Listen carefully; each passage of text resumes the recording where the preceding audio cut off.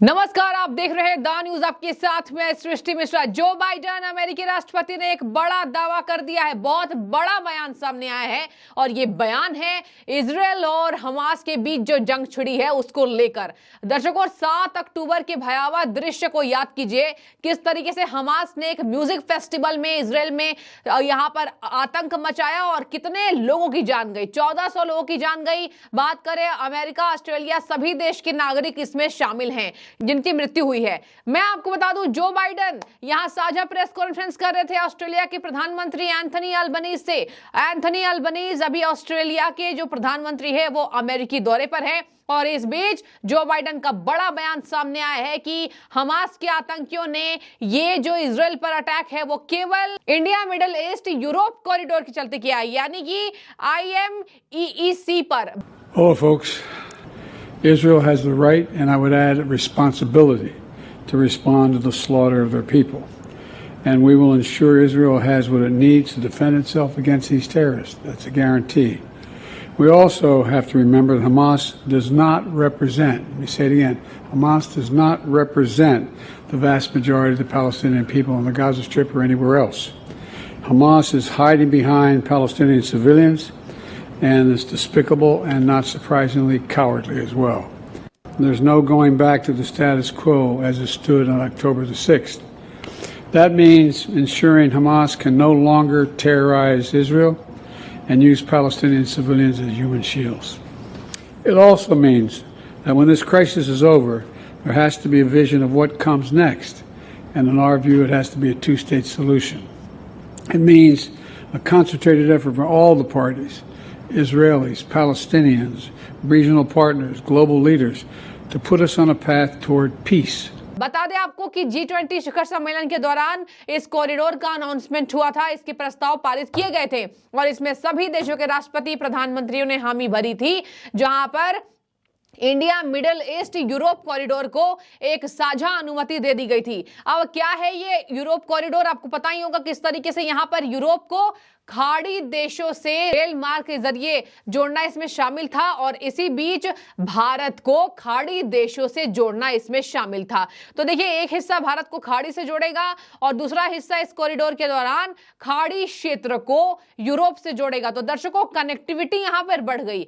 भारत की connectivity Europe और खाड़ी देशों से बढ़ गई और यूरोप की कनेक्टिविटी खाड़ी देशों से बढ़ गई। अब भारत की जो कनेक्टिविटी है वो विदेश तक पहुंचेगी इससे, इस रेल मार्ग के जरिए, और इसी को लेकर खलबली मची हुई थी। बता दें आपको कि भारत, मध्य यूरोप आर्थिक गलियारा इसका मुख्य कारण है। जो बाइडेन का बड़ा बयान सामने आ गया है। बयान में जो बाइडेन ने यह भी कहा कि मुझे आशंका है, मेरे पास इसके कोई सबूत नहीं है, लेकिन मुझे अंदर से यह बातें लग रही है कि यह हो सकता है, क्योंकि हमने इजराइल के साथ एकीकरण करने का प्रस्ताव इसमें पारित किया गया था, लेकिन हम अपने इस फैसले से पीछे नहीं हटेंगे। मतलब साफ तौर पर कह दिया कि हम अपने इस फैसले पर पीछे नहीं हटेंगे। बता दें आपको, भारत ने मेजबानी की थी G20 शिखर सम्मेलन की। पूरे देशों के प्रधानमंत्री, राष्ट्रपतियों ने भारत को सजाया मतलब यहां आकर यहां गौरव बढ़ाया, और देखा होगा आपने कितनी बेजोड़ तैयारियां थी। और इसी बीच IMEEC यानी Indian, middle east, Europe corridor को अनुमति मिली थी। ये कॉरिडोर खुलने वाला और इसी के साथ इसमें तैयारी तेज हो गई है। बात करें तो चीन की BRI प्रोजेक्ट को इसने कड़ी मात दी। BRI यानी कि यहां आपको बता दें, belt and road initiatives program को, और इसमें कई देशों ने चीन का जो है वो साथ छोड़ दिया। बता दें आपको कि एक बार किस तरीके से यहां पर प्रचार प्रसार में G7 में शामिल देश Germany, Italy, France, Canada, Japan और अमेरिका शामिल हैं। इन देशों ने चीन से समझ लीजिए एक तरीके से किनारा कर लिया था, और इटली ने तो साफ तौर पर कह दिया। जॉर्जिया मेलोनी ने सबसे बड़ा झटका चीन को दिया था जब कहा था कि BRI प्रोजेक्ट ऐसा लग रहा है कि अपने महत्वाकांक्षा के लिए चीन ने खोला था। दर्शकों, बेल्ट एंड रोड इनिशिएटिव, चीन वैसे भी तेज देशों में गिना जाता है, और देखिए, जो काम पहले भारत नहीं कर पाता था अब वो चीन करता था, लेकिन अब उल्टा हो गया है। अब भारत जो काम कर पा रहा है, चीन को इससे खूब दिक्कत हो रही है, और यही वजह है कि Indian, middle east, Europe corridor ने BRI प्रोजेक्ट को दिया मात, और इसी वजह से यहां पर हमास के आतंकी बौखला गए, क्योंकि ये शुरुआत से ही इजराइल का सपोर्टिव है इंडिया, और इंडिया के सपोर्टिव हैं अमेरिका, ब्रिटेन, इटली। और इसी के मद्देनजर यहां पर जो बाइडेन कह रहे हैं कि मुझे अंदर से ये बातें लग रही है, मेरे पास हालांकि कोई सबूत नहीं है। तो देखिए कहीं ना कहीं जो बाइडेन का बयान काफी बड़ा माना जा रहा है। इन्होंने कह दिया कि ये कॉरिडोर पूरे क्षेत्र को रेल मार्ग के नेटवर्क से जोड़ेगा और यही मुझे लगता है कि हमास का जो आतंक हुआ, हमास ने जो बर्बरता की, इसका एक मुख्य कारण है। मुझे विश्वास है ये ऐलान हमास द्वारा इजराइल पर आतंकी हमले का एक कारण है, लेकिन अब पीछे नहीं हटेंगे। अमेरिकी राष्ट्रपति ने कहा कि उनका देश यूरोप के साथ सऊदी अरब को जोड़ने वाली रेल, सड़क परियोजना समेत बुनियादी ढांचा परियोजनाओं के नेटवर्क के जरिए चीन की बेल्ट एंड रोड इनिशिएटिव के मुकाबले G7 सदस्य देशों के साथ काम कर रहा है। जाहिर सी बात है, जो मैंने 7 देशों का नाम लिया, America, Italy, Japan, France, Canada, और इन्हीं देशों ने कर लिया चीन से किनारा।